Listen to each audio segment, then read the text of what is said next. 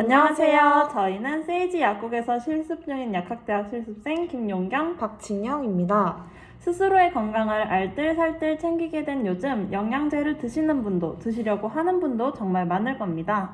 하지만 많아도 너무 많은 종합 비타민 무엇을 골라야 할지 고민이 많으시죠? 비타민과 미네랄의 종류에 따라 하는 역할은 매우 다양합니다. 자세한 내용을 원하신다면 표를 참고해주세요. 피로를 느낀다고 해서 모두 같은 피로가 아닙니다. 다양한 피로의 원인에 비타민 맞춤 처방으로 꾸준한 피로 관리가 필요합니다. 자, 그럼 다양한 피로의 원인을 알아보고 원인별 비타민 맞춤 처방을 함께 해봐요.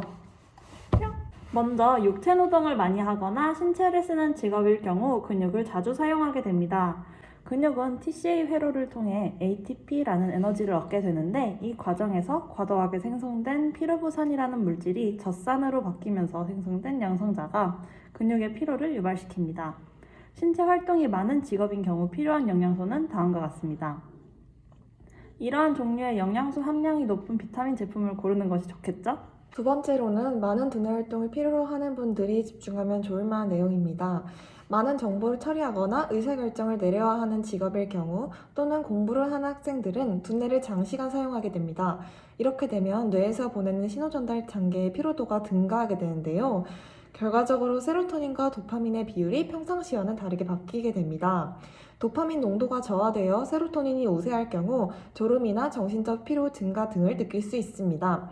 이러한 분들에게 필요한 영양소는 다음과 같습니다. 세 번째는 스트레스를 많이 받는 분들의 경우입니다.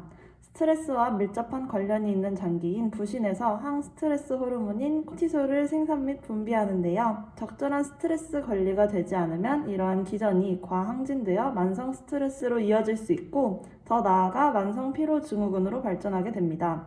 흔히 번아웃이라고 표현하는 피로가 부신 피로에 해당됩니다.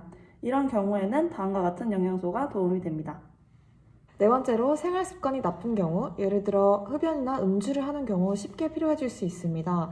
흡연을 하는 경우 신체 조직으로 산소 전달량이 줄어들어 효율성이 감소되고 인슐린에 대한 민감성을 감소시켜 적절한 에너지의 사용이 감소되어 피로를 유발할 수 있습니다. 음주를 많이 할 경우 깊은 수면을 방해하는 스트레스 호르몬의 농도가 올라가 피로를 유발할 수 있습니다. 또한 비타민 B군의 고갈을 가져와 신체적, 정신적 피로를 유발하게 됩니다. 이러한 분들에게는 이러한 영양소의 함량이 높은 제품을 추천합니다. 다음으로 나이가 증가할수록 기초대사량이 저하되어 쉽게 피로해집니다. 근육량이 줄어들면서 기초대사량이 저하되고 심폐로의 산소 전달 수준이 떨어져 피로감을 느끼게 되는 것입니다. 또한 에너지 소비량도 낮아지고 호르몬 레벨 변화로 체지방이 쌓이기도 하여 피로도가 증가하는데요. 기초대사량 저하로 인한 피로도는 노인 허약의 시초가 되므로 주의해야 합니다.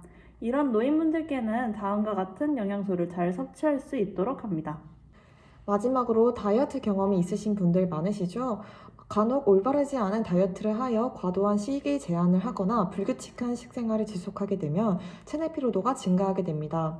이로 인해 영양 불균형이 생길 수 있고 이 영양 불균형으로 초래된 피로를 방치하다 보면 빈혈, 만성 피로, 저혈압, 신장 기능 등의 질병으로 진행될 수 있습니다. 공복 시간이 길거나 제한된 시기로 필요 영양소가 부족하게 되면 우리 신체는 기아 모드로 전환되어 대사가 느려지면서 피로가 동반되는 초기 노화 현상을 보이기도 합니다. 이럴 때는 다음과 같은 영양소가 도움이 됩니다.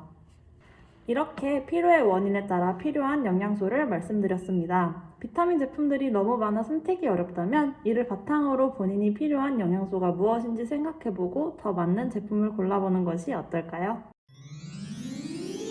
비타민 B가 코로나와 관련이 있나요?